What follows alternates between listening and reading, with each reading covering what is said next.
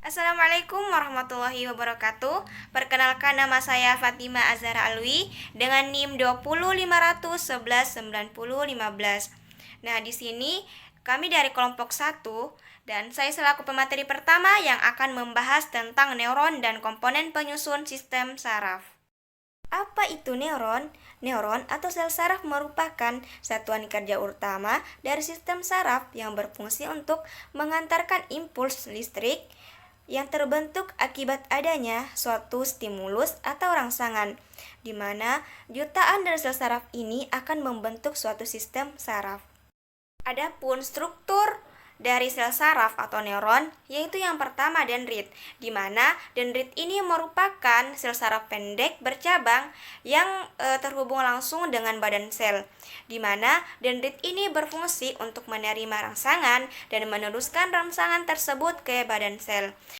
Kedua yaitu badan sel, di mana badan sel ini merupakan bagian terbesar dari sistem saraf yang berfungsi untuk menerima rangsangan dari dendrit, kemudian meneruskan rangsangan tersebut ke bagian akson. Kemudian yang ketiga yaitu akson, di mana akson ini merupakan sistem saraf panjang yang sebagai penjuluran dari sitoplasma sel, di mana akson ini berfungsi untuk menerima rangsangan dari badan sel dan meneruskan rangsangan tersebut ke sel saraf lain atau ke efektor. Di bagian akson terdapat selubung bening yang disebut dengan selubung myelin yang dilapisi oleh sel sacuan, di mana selubung myelin ini berfungsi untuk melindungi akson sel saraf dan mempercepat laju impuls pada akson.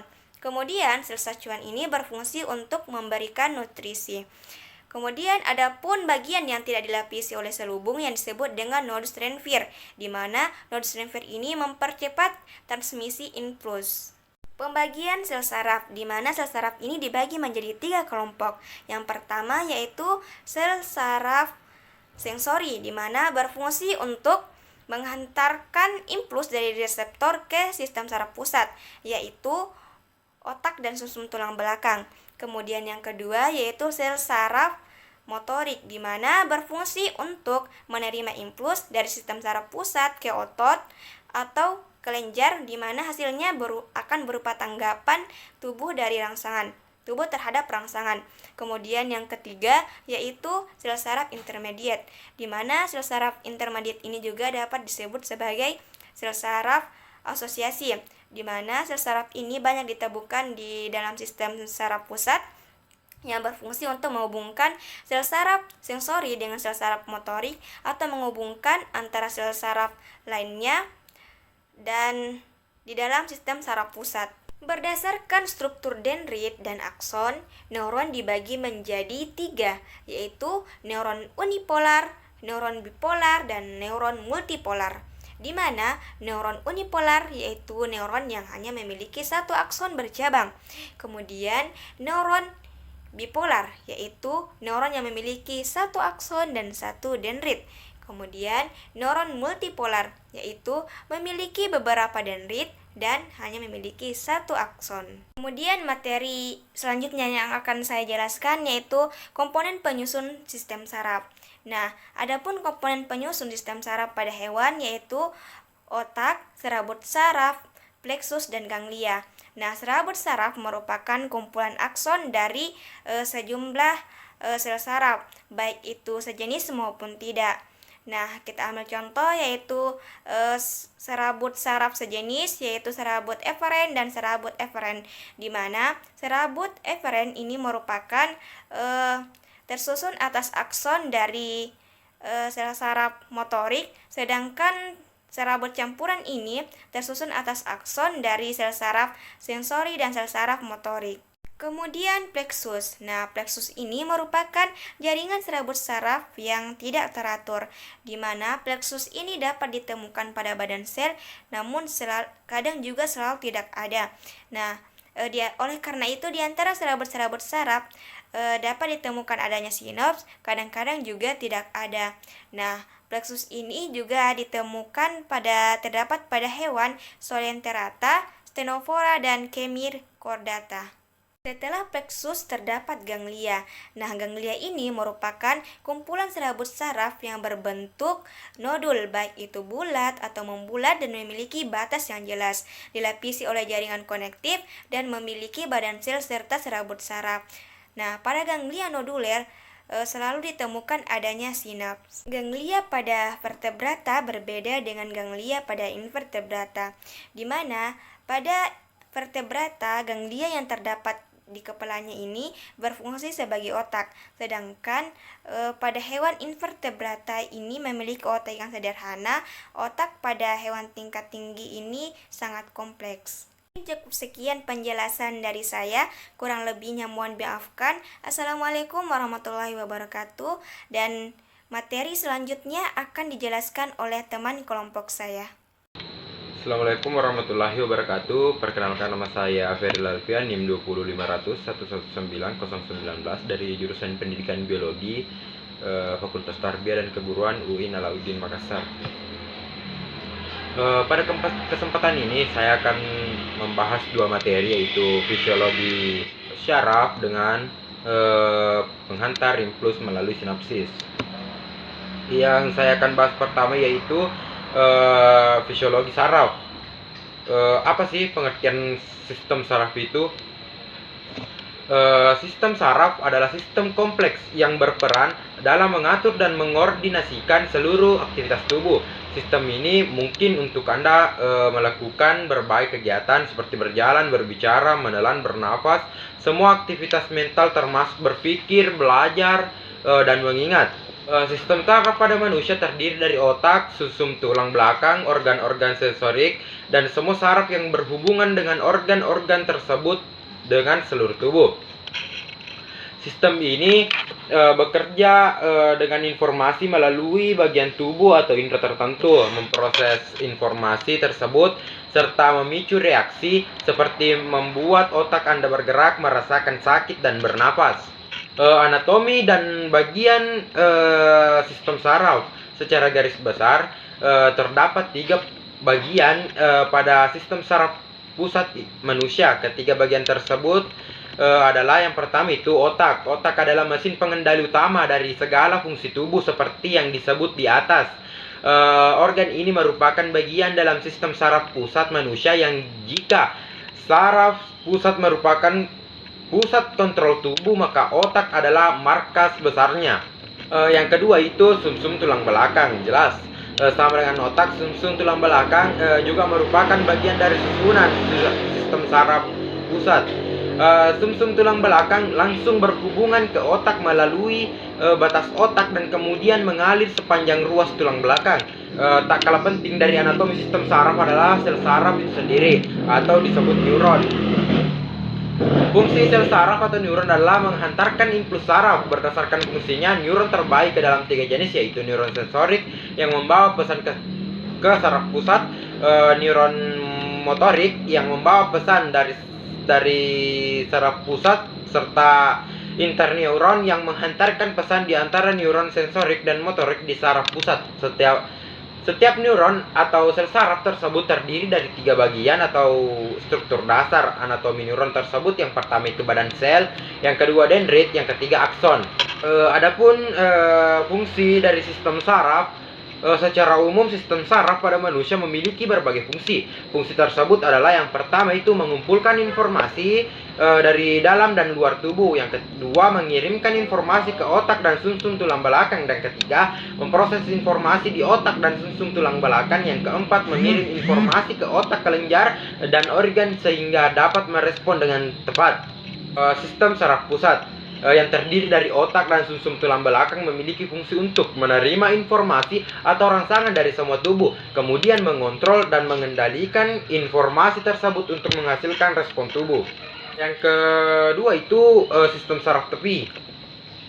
Secara garis besar, fungsi sistem saraf tepi adalah menghubungkan respon sistem saraf pusat ke organ tubuh dan bagian lainnya di tubuh kita. Saraf ini meluas dari saraf pusat ke area tertular tubuh sebagai jalur penerima dan pengirim langsung ke otak.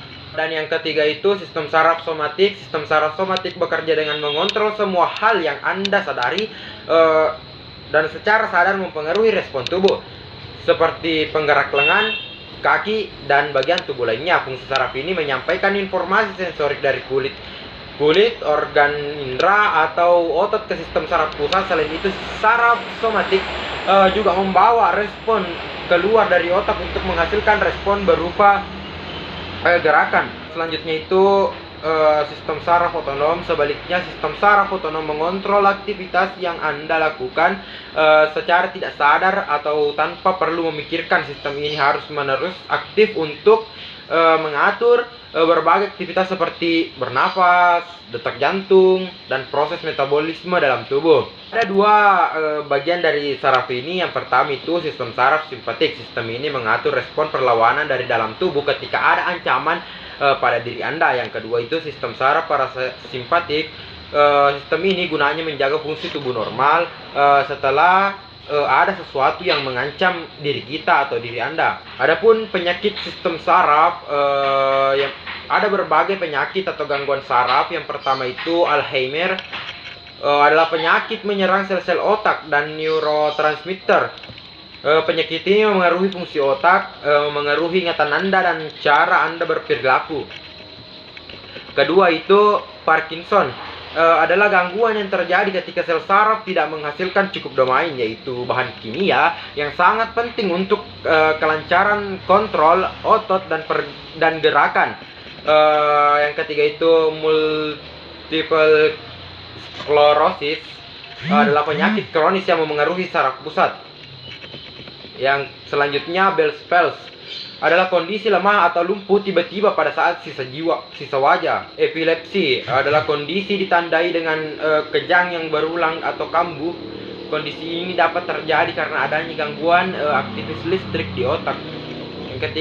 Yang selanjutnya itu meningitis, merupakan salah satu penyakit infeksi yang menyebabkan selaput di sekitar otak dan sumsum tulang belakang mengalami radang. Selanjutnya itu encephalitis, merupakan penyakit infeksi ditandai dengan munculnya peradangan pada jaringan otak. Adapun ciri-ciri atau gejala penyakit saraf, yang pertama itu sakit kepala, penglihatan buram, kelelahan, mati rasa atau kesemutan, bagian tubuh tertentu bergetar atau tremor. Yang selanjutnya itu hilang ingatan. Yang selanjutnya kehilangan koordinasi tubuh, hilangnya kekuatan atau melemahnya otot. Selanjutnya masalah emosional. Selanjutnya perubahan perilaku. Ini tadi perubahan perilaku. Yang terakhir itu kejang. Itulah tadi yang sempat saya sampaikan tentang fisiologi saraf. Terima kasih. Assalamualaikum warahmatullahi wabarakatuh. Materi yang kedua yang akan saya bahas yaitu penghantar impuls melalui sinapsis. Sinapsis adalah titik temu antara terminal akson dari salah satu sel saraf neuron dengan neuron lainnya. Setiap terminal akson membentuk tonjolan sinapsis. Di dalam sitoplasma, tonjolan sinapsis memiliki struktur yang merupakan kumpulan membran kecil yang berisi neurotransmitter dan disebut dengan vesikula sinapsis. Neuron yang berakhir pada tonjolan sinapsis disebut neuron prasinapsis. Membran ujung dendrit dari sel berikutnya yang membentuk sinapsis disebut postsinapsis. Setelah impuls sampai pada ujung neuron, maka vesikula bergerak dan melebur dengan membran prasinapsis. Vesikula akan melepas neurotransmitter berupa asetilkolin. Neurotransmitter adalah suatu zat kimia yang dapat melewatkan impuls dari neuron prasinapsis ke postsinapsis. Neurotransmitter terdiri dari beberapa jenis, misalnya asetilkolin yang terdapat di seluruh tubuh, noradrenalin terdapat di sel saraf simpatik, dan dopamin serta serotonin yang terjadi di otak. Kemudian asetilkolin akan berdifusi melewati celah sinapsis dan menempel pada reseptor di membran postsinapsis. Akibat penempelan asetikolin pada reseptor akan menimbulkan impuls pada sel saraf berikutnya. Ketika asetikolin sudah menyelesaikan fungsinya, maka akan diurai oleh enzim asetikolinesteras yang dihasilkan oleh membran postsinapsis pada sel otot.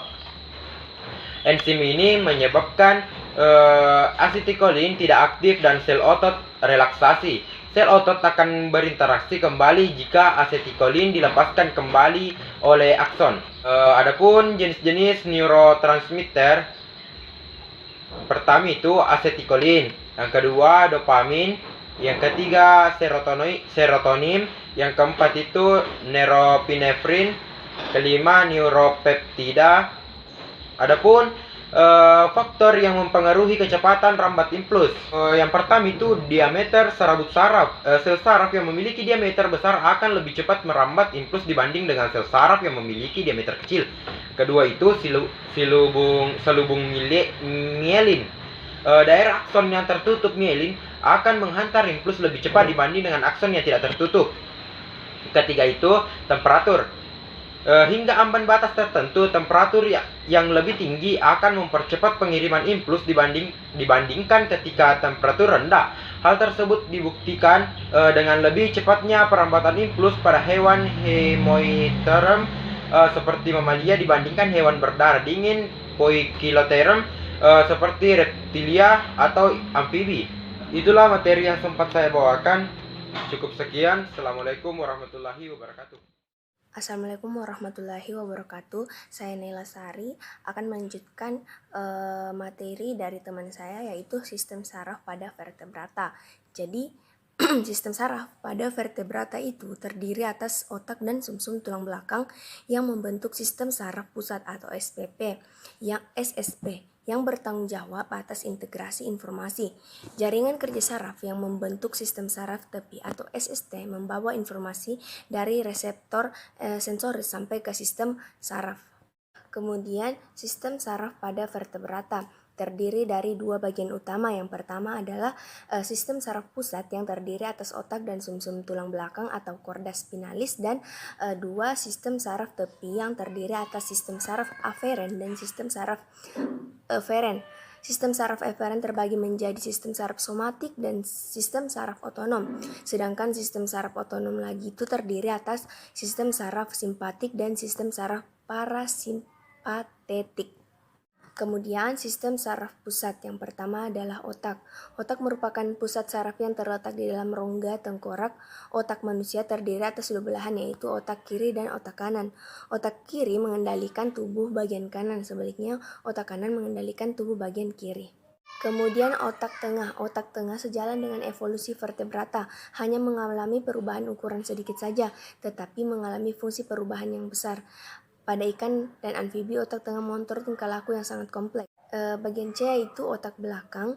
Bagian otak belakang adalah medula oblongata, mengandung pusat pengaturan respresi, pusat melalui refleks menelan muntah, dan pusat pengaturan kardiovaskular. Bagian C yaitu otak belakang. Bagian otak belakang adalah medula oblongata, mengandung pusat pengaturan respresi, pusat melalui refleks menelan muntah, dan pusat pengaturan kardiovaskular. Berikut saya jelaskan tentang sistem saraf pada beberapa hewan vertebrata. Yang pertama adalah mamalia. Sistem saraf pada mamalia secara general memiliki tingkat perkembangan yang lebih tinggi dari kelas lain. Cerebrum berukuran lebih besar jika dibandingkan keseluruhan bagian otak. Cerebellum juga berukuran lebih besar dan berlobus lateral 2 buah. Lobus opticus ada 4 buah. Setiap bagian lateralnya dibagi. Nah, setiap neuronnya tersusun atas badan sel yang mengandung nukleus. Dendrit berfungsi meneruskan impuls saraf ke badan sel. Akson atau neurit yang berfungsi meneruskan impuls dari badan sel ke sel lain. Sel neuron yang mempunyai selubung mielin sebagai pelindung atau isolator bagian yang tidak terselubung yang disebut dengan nodus Ranvier. Dan Sel sarafnya itu dibagi atas 3, yaitu sel saraf sensorik atau aferen yang berfungsi sebagai pengantar rangsang dari reseptor menuju otak. Kemudian sel saraf motorik atau eferen yang berfungsi sebagai pengantar rangsang dari otak sumsum tulang belakang menuju efektor atau otot. Kemudian sel saraf konektor yang berfungsi untuk meneruskan rangsang dari saraf sensorik ke saraf motorik. Kemudian pada Pisces, ikan menerima rangsang dari lingkungannya melalui organ perasa. Rangsangan tersebut selanjutnya diteruskan dalam bentuk impuls ke otak. Respon yang diberikan oleh otak dimanifestasikan dalam bentuk tingkah laku. Sel-sel saraf mulai berkembang sejak permulaan embrio dan berasal dari lapisan germinal terluar atau ektoderm. Unit terkecil dari sistem saraf disebut neuron atau sel saraf. Saraf kranial. Sebagian besar saraf kranial atau SC berhubungan dengan bagian-bagian kepala. Selain dari itu ditemukan juga berhubungan dengan bagian-bagian tubuh lain. Dari otak sendiri terdapat 11 syaraf kranial yang menyebar ke organ-organ sensori tertentu. Syaraf terminal SC0 adalah salah satu syaraf kecil yang bergabung di dalamnya. Dan spinal cord dan syaraf spinal. Syaraf kranial merupakan lanjutan medula oblongata dan sampai ke bagian depan ekor. Batas antara medula oblongata dengan spinal cord tidak jelas. Spinal cord merupakan satu tabung, tetapi alur pusatnya atau central canal. Sistem saraf pada amfibi. Sistem saraf pada katak dibedakan menjadi sistem saraf pusat dan sistem saraf tepi. Sistem saraf pusat meliputi otak atau ensefalon dan sumsum tulang belakang atau medula spinalis. Pada amfibi, otak dan sumsum tulang belakang dilindungi oleh tengkorak dan ruas-ruas tulang belakang yang juga dibungkus oleh 2 lapisan selaput, yaitu durameter yang berbatasan dengan tulang dan pipiameter yang berbatasan dengan jaringan saraf. Di antara 2 lapisan tersebut terdapat spatium subdural. Otak pada amfibi memiliki 5 bentuk utama, yaitu lobus olfaktorius, di mana lobus olfaktorius pada amfibi memiliki trunkus bulbus olfaktorius. Kemudian otak besar atau cerebrum. Otak besar merupakan sumber dari semua kegiatan atau gerakan sadar atau sesuai dengan kehendak, walaupun ada juga beberapa gerakan refleks otak. Pada bagian korteks cerebrum yang berwarna kelabu terdapat bagian penerima rangsang atau area sensor. Kemudian otak tengah atau mesencephalon. Otak tengah terletak di depan otak kecil. Di depan otak tengah terdapat talamus dan kelenjar hipofisis. Talamus amfibi terletak di bagian dorsal otak dan merupakan jembatan antara cerebrum dan mesencephalon. Sedangkan kelenjar hipofisis terletak pada bagian ventral otak yang berfungsi mengatur kerja kelenjar-kelenjar endokrin. Otak kecil atau cerebellum mempunyai fungsi utama dalam koordinasi gerakan otot yang terjadi secara sadar, keseimbangan, dan posisi tubuh. Bila ada rangsangan yang merugikan atau berbahaya, maka gerakan sadar yang normal tidak mungkin dilaksanakan. Cerebellum pada amfibi mereduksi karena aktivitas otot relatif berkurang. Kemudian sumsum lanjutan atau medula oblongata. Sistem saraf kedua pada amfibi yaitu sumsum tulang belakang atau medula spinalis, merupakan lanjutan dari medula oblongata yang masuk ke dalam canalis vertebralis. Pada amfibi, medula spinalis mengalami pembesaran di bagian cervicalis. Medula spinalis itu berfungsi menghantarkan impuls sensori dari saraf perifer ke otak yang menyampaikan impuls motoris dari otak ke saraf perifer. Selanjutnya adalah reptil. Reptil mempunyai susunan saraf yang serupa dengan susunan saraf pada burung. Otak pada reptil juga terdiri atas 4 bagian. Khususannya hanyalah terdapat tonjolan otak besar yang berkembang dengan baik sehingga pusat saraf pembau jelas kelihatan. Otak besar ini meluas ke atas sehingga menutupi otak tengah. Bagian-bagian otak lainnya berkurang berkembang bila dibandingkan dengan otak besar. Sistem saraf pada reptil terdiri dari sistem saraf pusat dan sistem saraf tepi. Sistem saraf pusat meliputi otak dan sumsum tulang belakang. Sumsum tulang belakang atau medula spinalis, penampang melintang sumsum tulang belakang terbagi atas sayap atas disebut tanduk dorsal dan sayap bawah atau disebut tanduk ventral. Impuls sensori dari reseptor dihantar masuk ke sumsum tulang belakang melalui tunduk dorsal dan impuls motor keluar dari sumsum tulang belakang melalui tanduk ventral menuju efektor. Sistem saraf tepi pada reptil yaitu sistem saraf sadar yang disusun oleh saraf otak atau kranial dan sumsum tulang belakang, dan kedua sistem saraf tak sadar atau otonom disusun oleh serabut saraf yang berasal dari otak maupun dari sumsum tulang belakang. Akhir adalah aves. Burung merupakan hewan aktif yang banyak melakukan pergerakan serta keseimbangan yang bagus. Sistem saraf pada burung, contohnya merpati, terdiri atas sistem saraf pusat dan sistem saraf tepi. Sistem saraf pusat kolumbalika terdiri dari otak yang bagian cerebrumnya berkembang dengan baik. Pada sistem nervosum atau encephalon atau otak secara relatif lebih besar bila dibandingkan dengan reptilia. Di bagian atas terdapat 3 bagian yang pokok, yaitu prosencephalon atau bagian muka yang terdiri dari telencephalon, diencephalon, mesencephalon, rhombepancephalon, dan metencephalon. Jika ditinjau dari facies ventralis akan tampak bagian lobus olfactorius, hemisferum cerebri, cisma nervi optici, tuber cinereum, infundibulum, hipofisa, dan surura cerebri, serta medulla oblongata. Kemudian kita lanjut pada sistem saraf invertebrata. Tidak semua invertebrata memiliki sistem saraf. Pada hewan yang tergolong protozoa dan porifera tidak memiliki sistem saraf. Setiap sel penyusun tubuh hewan tersebut mampu mengadakan reaksi terhadap stimulus yang diterima dan tidak ada koordinasi antara satu sel dengan sel tubuh lainnya. Sekian penjelasan dari saya tentang sistem saraf vertebrata. Kurang lebihnya mohon dimaafkan. Wassalamualaikum warahmatullahi wabarakatuh.